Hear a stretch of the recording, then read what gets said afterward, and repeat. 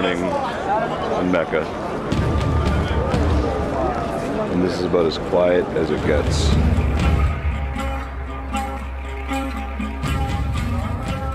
Hajj is the largest annual pilgrimage in the world. It happens in Mecca, Saudi Arabia, and for Muslims, it's a requirement that you have to do once in your lifetime. The Saudi government estimated that last year there were over 3 million pilgrims who attended, but the unofficial number is much higher. My parents are originally from Lahore, Pakistan. They're practicing Muslims, and last year they decided it was time for them to perform Hajj. So I went with them to help them with their journey, but also for myself as well.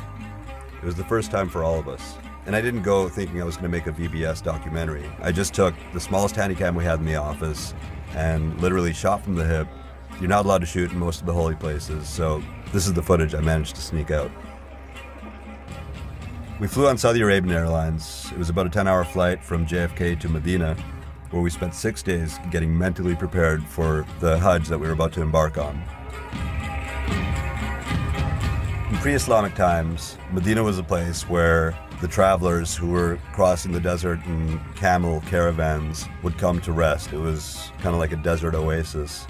In modern times, it's kind of the same thing, but there are less camels and more shopping malls and hotels. There's also a stunning mosque there called the Prophet's Masjid, which is the second holiest site in Islam. When you're there, you basically just go to the mosque 5 times a day for 6 days straight to get into a meditative state. The mosque is huge. It holds almost 700,000 people, and when we were there for the Friday prayer, it was pretty much full. Flying to Mecca from Medina was really interesting. Before we went to the airport, we cleansed ourselves in a very specific way, and then we had to put on a white, seamless garment made out of terry cloth that all the pilgrims have to wear, and it's a renunciation of the life that you come from, and is supposed to put everyone on the same level. There's no upper class or lower class. Everyone's the same. It's just you in the sheet, and that's it. This is called getting into a state of Ihram. Besides the clothes, there are a lot of other rules. You can't smoke, you can't have sex, you can't shave, you can't cut your nails, and there are a bunch of other no-nos. So we got on this charter just for the pilgrims, and 10 minutes after the plane took off from Medina, the captain announced that we'd flown over a designation point and we were in the zone near Mecca, and we all had to start reciting a prayer. And our group guide got onto the loudspeaker system of the airplane and started yelling the prayer. Everyone started chanting it, and I had a moment where I looked around and saw all of these men and women in their white robes, the men with their beards, and just thought if someone from the West could see us right now, they would think we were a bunch of fanatical jihadis on some kind of an insane mission, when in reality it was just pilgrims excited to go on this spiritual quest. I think what was most odd about this flight were the flight attendants, who were all Filipino, wearing their normal Saudi flight attendant outfits, looking like they would rather have any other gig in the world than this one. We landed in Jeddah and took a bus into Mecca, and that ride into the city was one of the wilder scenes I've ever seen in my life. There were all these pilgrims coming from all directions in all kinds of vehicles, and you see them riding on the tops of cars and vans and buses. I remember seeing a pilgrim jumping from the roof of one bus to another. Everybody's just trying to get to the city.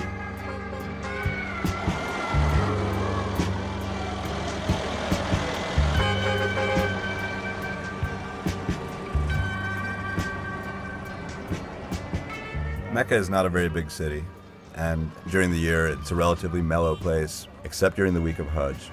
The city completely transforms. And half the challenge of completing your Hajj is getting all these rituals done in a very strict timeline, dealing with the fact that there are about 3 million other people there trying to do the exact same thing at the same time. After we checked into our hotel in Mecca, we walked towards the Grand Mosque, which is also known as the Masjid al-Haram.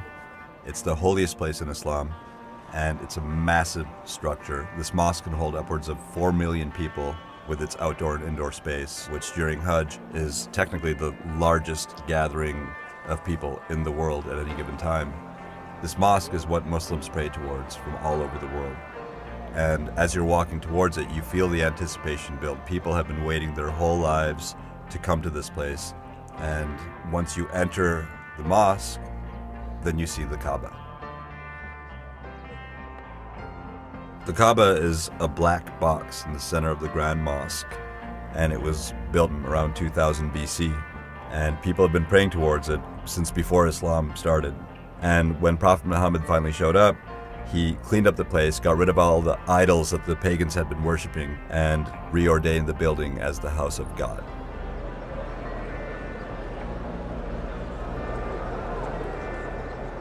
So in the Grand Mosque, we had to do our first ritual, which is called the Tawaf, which is basically doing 7 counterclockwise laps around the Kaaba. And it's kind of like being in a mosh pit with hundreds of thousands of people. But instead of it being full of angry young punk kids, we were up against aggressive Bangladeshi grandmothers. Had my parents on each arm interlocked, and we held each other as we went around the structure 7 times.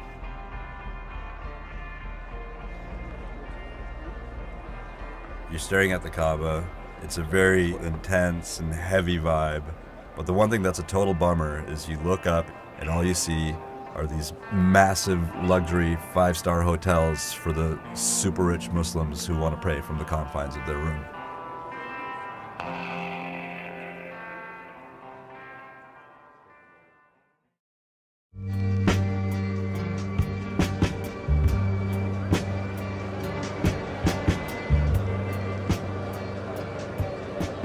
After running around the Kaaba 7 times, you have to do a bunch of other rituals in order to complete your Hajj. You have 5 days to get it done, and it's kind of like being on a scavenger hunt. You have a checklist, you have to be smart, and you have to use strategy in order to make this happen on schedule. You have to do the sa'i, which is walking and running back and forth between 2 hills. Back in the day, it used to be outdoors, and now it's been turned into an indoor structure with 2 very, very long corridors. You have to spend a day at Mount Arafat. It's where the Prophet delivered his last sermon from, and you spend the day in prayer and contemplation and beg for forgiveness for all of your sins. It's a very important day, and after spending the majority of it in a tent, I walked out and went in the direction of the mountain, and I walked through this wild scene with people everywhere, camped out with their animals.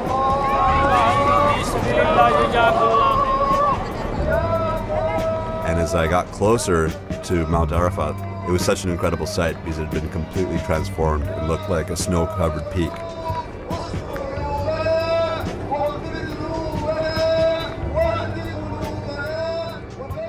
Our tour group operators, before we went on this trip, gave us some guidelines, and the last point on this sheet said, be patient, be very patient, be very, very patient.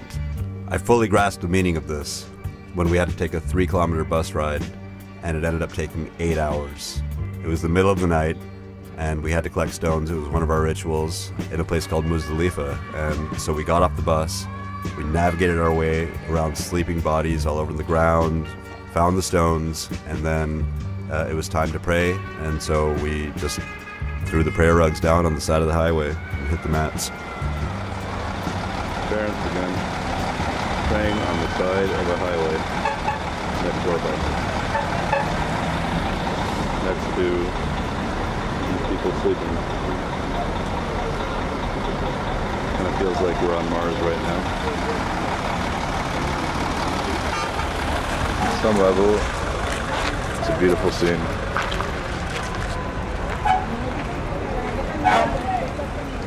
After picking up the stones, we got back on the bus and drove to Mina. The Valley of Mina is where the majority of the pilgrims stay. It's a tent city that fills up with essentially the population of Seattle for a week, and then after Hajj ends, it clears out again and goes away. It's tents as far as the eye can see.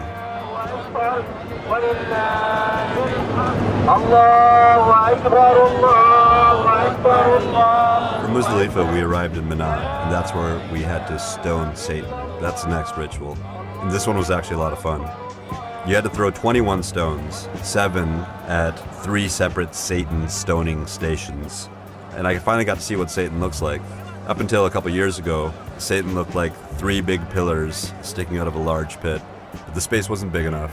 There was a stampede and people died. So the Saudi government, they built 3 ramps the size of a multi-lane highway, and there were 3 pillars inside of it that represent the devil. They're lit in shades of green, and there's a strange, rumbling, loud sound coming out of them. And as my dad pointed out, the whole thing made Satan look quite surreal.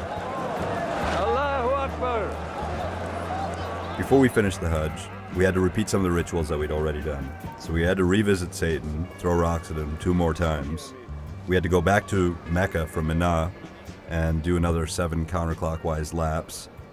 And then it was time for Eid, which marks the official end of Hajj, which is a big celebration.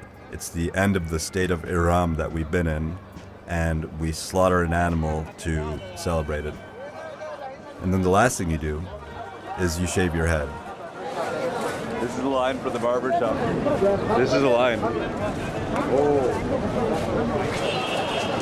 Soon they will all be bald, all of these men. The barbershops in Mecca have these massive lines outside of them, and you see hundreds of thousands of baldos walking around town, and those people have all succeeded in completing their Hajj, and they're called Hajjis.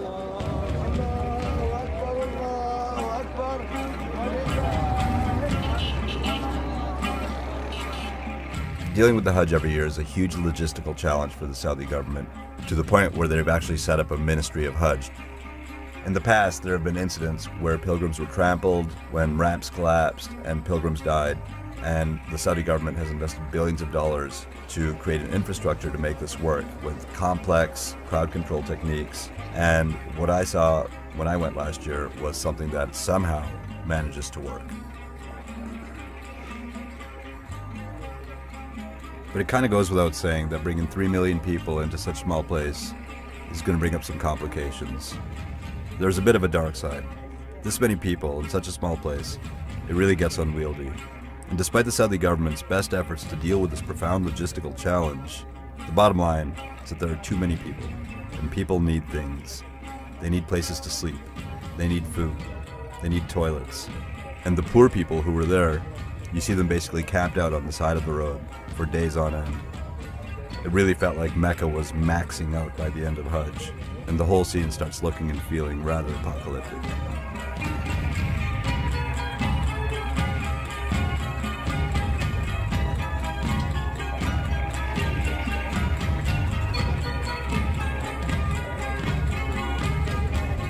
You should be the happiest people on earth, because your mission has been accomplished, and you're all newborn, and Allah has erased and forgiven all your previous sins.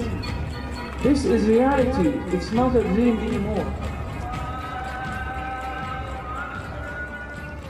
No matter where all these people come from, no matter what they do, and no matter how rich or poor they might be, during this pilgrimage to Mecca, it felt like everyone was just the same.